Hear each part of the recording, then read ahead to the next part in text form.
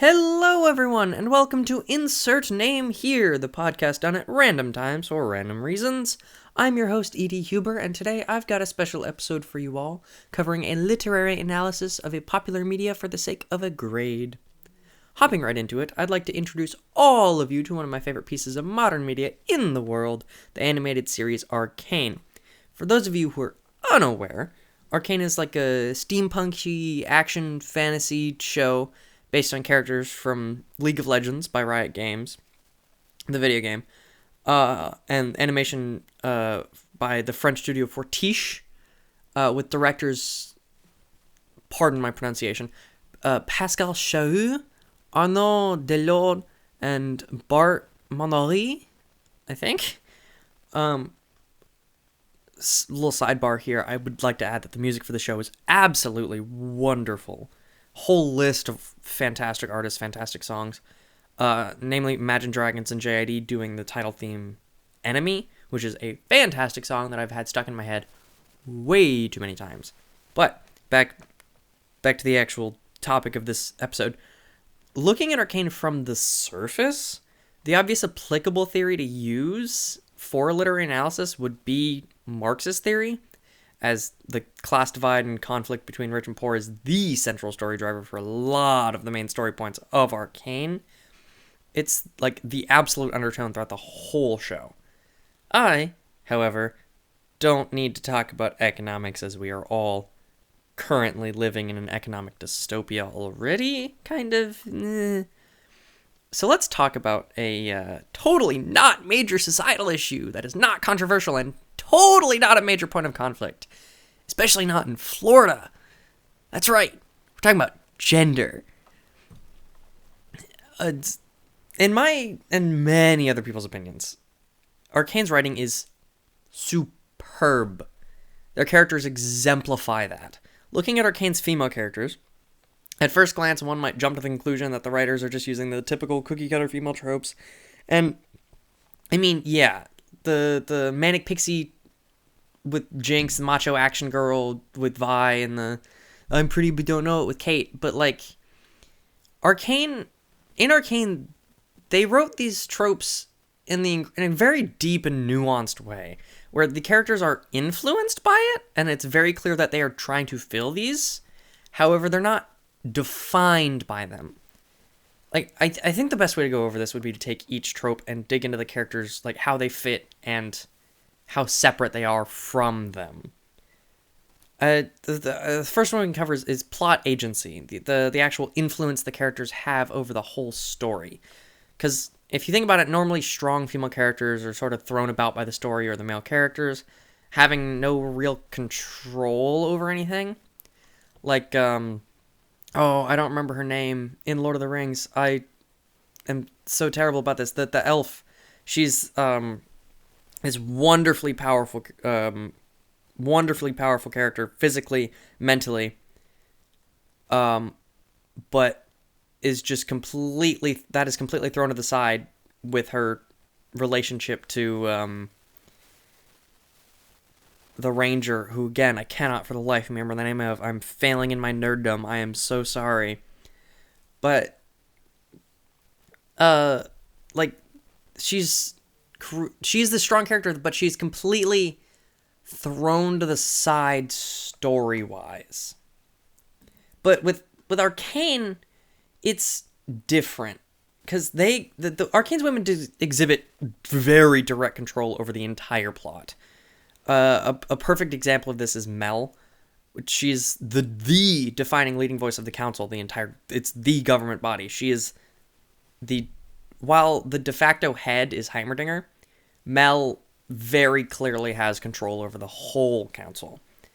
Her vote is what led to Hextech being approved, and later with Heimerdinger, like the whole retirement vote for Heimerdinger, her being the first person to vote for it led to the rest of the council to follow suit. With Jinx as well, she, while she is very clearly reliant and in some ways defined by her relationship with Silco. That's less of a relationship. That's very much like a parent-child relationship, which, if you think about it, everyone is very reliant on their parents. So I think that's separate. But at the end, she is very, very independent and decides her own identity. The whole Jinx versus Powder with the chairs. Like the ending chair scene, she decides she is Jinx. And then follows that choice with destroying the entire council. But that's different. But, moving on. Another major trope that is used quite well is beauty. And how beauty influences things. Because looking at how beauty is used in a lot of modern media, it's very clearly like that becomes the goal of whatever main character, usually male. If someone is beautiful, then they are the goal, not the other way around. Like, again, with Caitlyn, she has this whole, like, beautiful all along trope with her. Like, but she doesn't consider her beauty in anything she does. However, she's very much the only character directly objectified in the show, with the Vi calling her pet names and the whole "you're hot" cupcake scene. And later she becomes like the damsel in distress and is depicted as very physically weak, like not being able to go through the lanes whatsoever, and is somewhat helpless. Her use of a rifle also. I'm adding to this because we're talking about her. Her use of a rifle, like in the show where melee is like the main form of combat, like Vi being like she's punching all her problems away, Jace's massive hammer. Caitlyn uses a rifle, the most like keep me away from the action, push a button to kill, blah blah blah blah weapon possible. It's not. It is the defining. I hesitate to say this, calling a rifle a more effeminate weapon, because it's not. It's a weapon, and weapons are not inherently masculine or feminine. They are weapons. That is not what we're talking about here. But it's by using a rifle, she is keeping out of combat. She is not getting touched. Her beauty, her complexion, her face is not being marred. While Vi is covered in scars, getting punched every other scene, very clearly taking a beating. I think a better example with how beauty is used is Mel, because she uses her beauty as a tool instead of her beauty being her defining characteristic. She uses it to to gain influence. She uses her beauty to gain influence over other people. I think we can all agree, can be very manipulative throughout the whole show. That is very much a thing that she is. It's kind of like her whole character, and she uses her beauty as the additional tool in her arsenal, as the influence. Like, she creates herself as a goal for Jace, while still maintaining her agency, she's with Jace because she wants to be with Jace, but she still uses her beauty to get to that goal. Again, moving on, strength, oh dear God, strength is a major writing point for the female characters. Like, when you think about strong women in media, you are often thinking of the use of, like, the action girl idea. The whole, like, it's where people write a man, but then they just throw a woman on it. Like a woman actor, but it's very clearly that role was written with a man in mind. Or, like, where being a woman is their defining thing. It's like, oh, I'm strong despite being a woman. But Arcane doesn't use either of these. Like, these are both very, very shallow ways of writing women, but Arcane is anything but shallow. And like with Vi, which is arguably the action girl of the show, she doesn't fit into either of these things at all. Her first fight scene, she starts like with a slow motion punch to her face. Like, she's very clearly in the action. She's getting hit. She is very clearly taking a beating. But the fight ends. She very clearly won. She took a beating. But if you look at everyone else, they are significantly worse. And what the knife is pulled on her. All she has to do is like make eye contact with the guy who pulled the knife on her. And it's like the whole, oh, you want to try that kind of thing? And which immediately causes them to back off.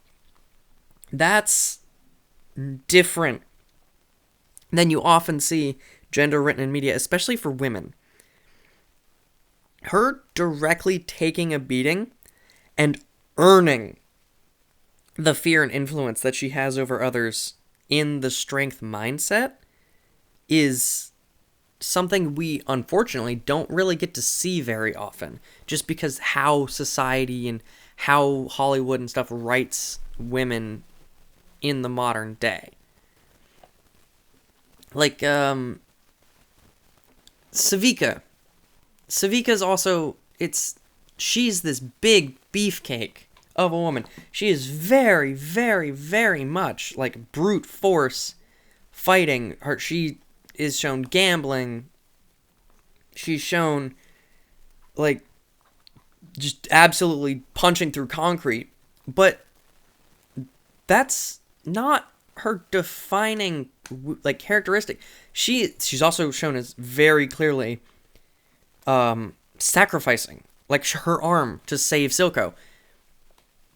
She is far beyond just her strength as a character. She has the scene where she talks about not always getting along with her old man.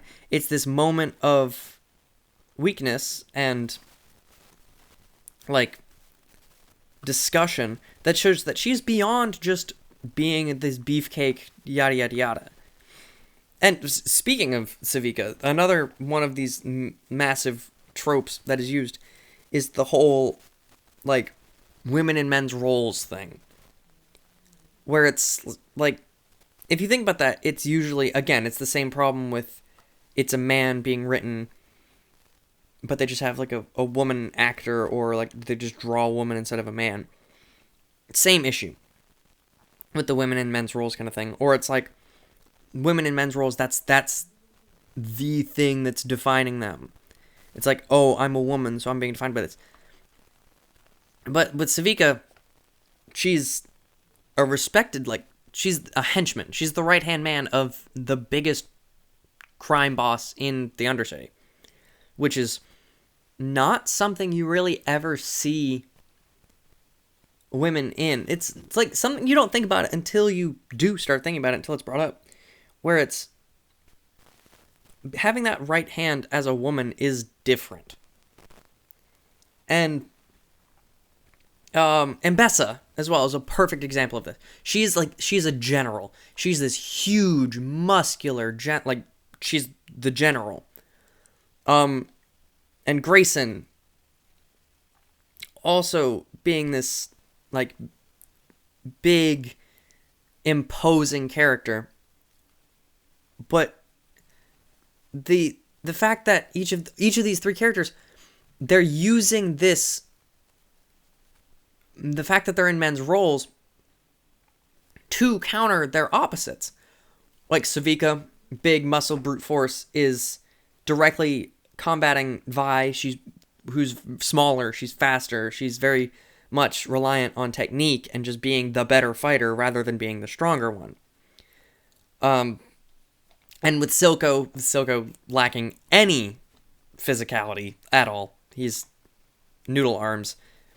He requires the support of muscle. So he's surrounding himself with big, muscular people with Savika, because she fills that niche that he can't. With Grayson, it's the direct contest with Vander by being very clearly exactly like Vander. I know that it sounds weird. It's like, oh, you're being the opposite of Vander by being exactly like him. But it's being exactly like him, but from Piltover.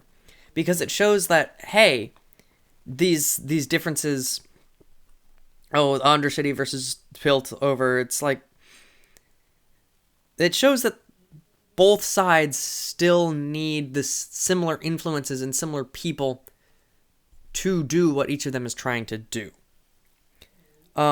And Mbesso, perfect combat for Mel. She's, again, this large, rippling muscle powerhouse. And that's very much her forefront of her character, is her strength.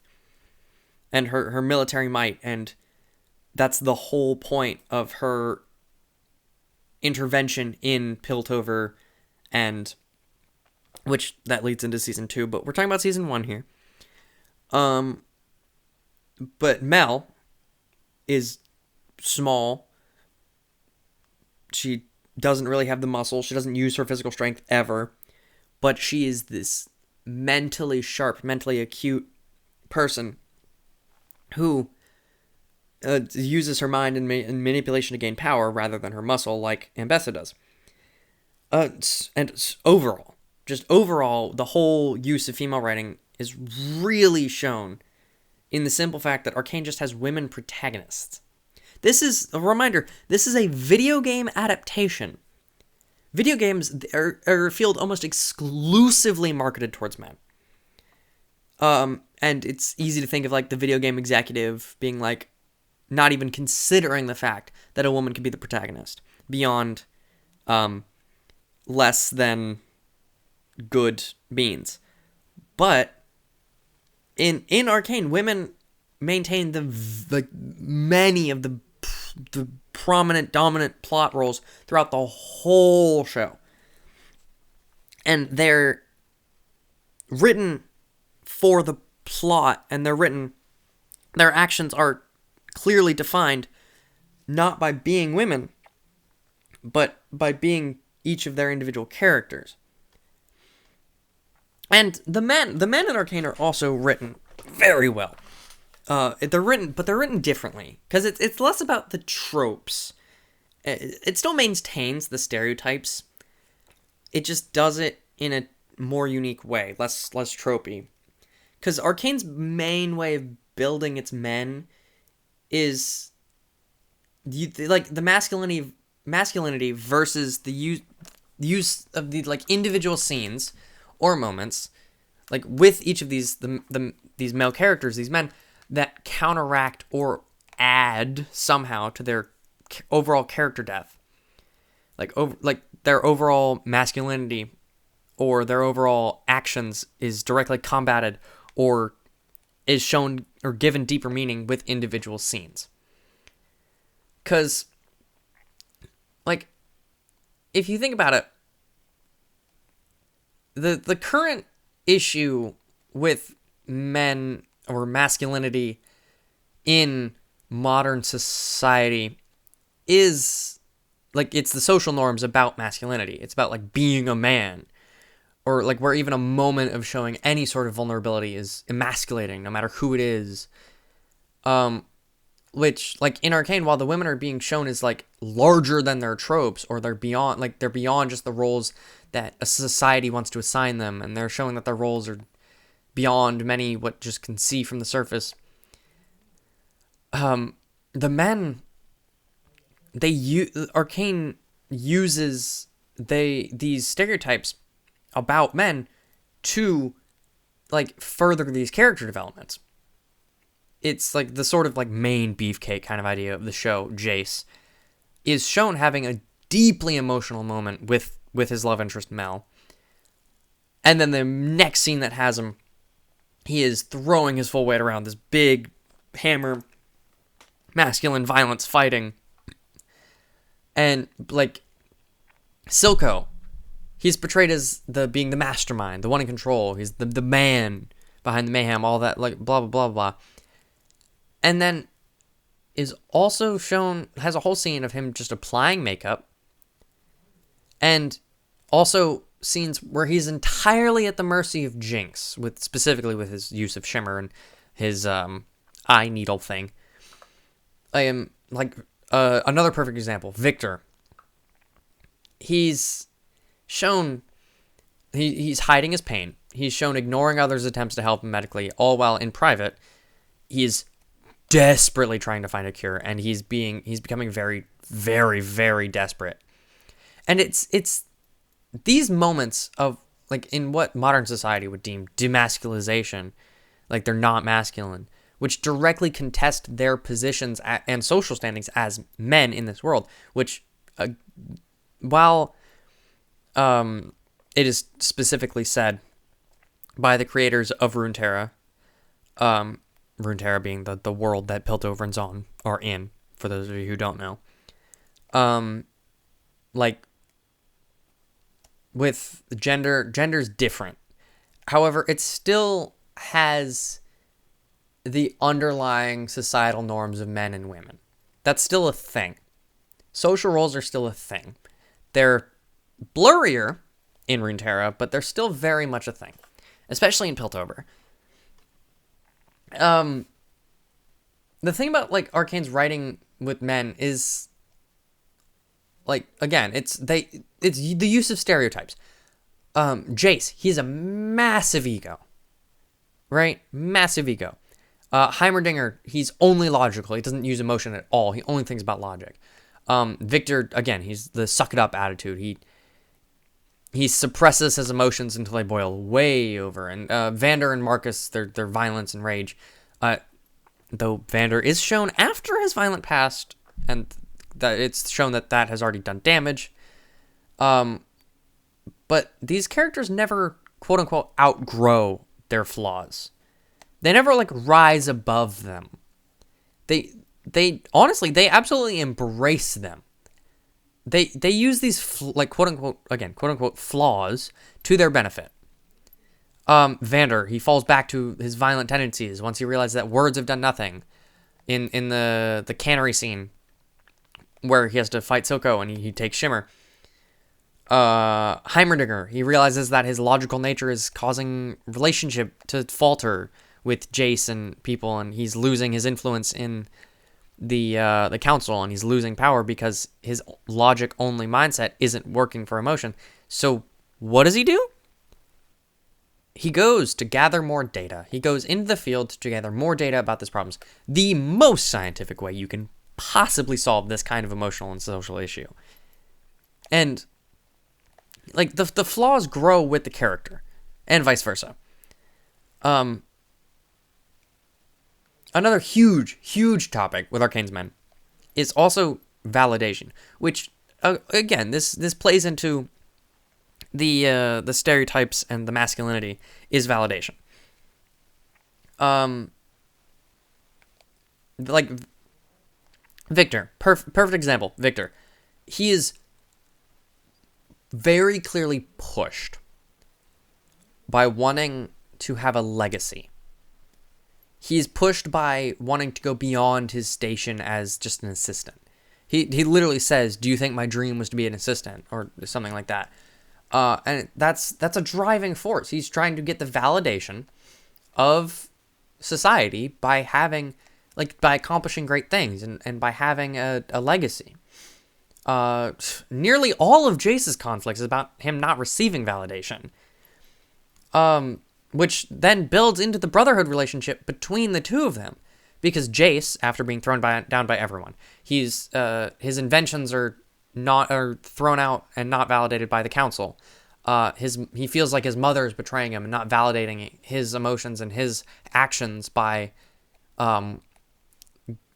like, giving him up and taking him in for the council to save him, honestly, to keep him from being, like, expelled from Piltover itself.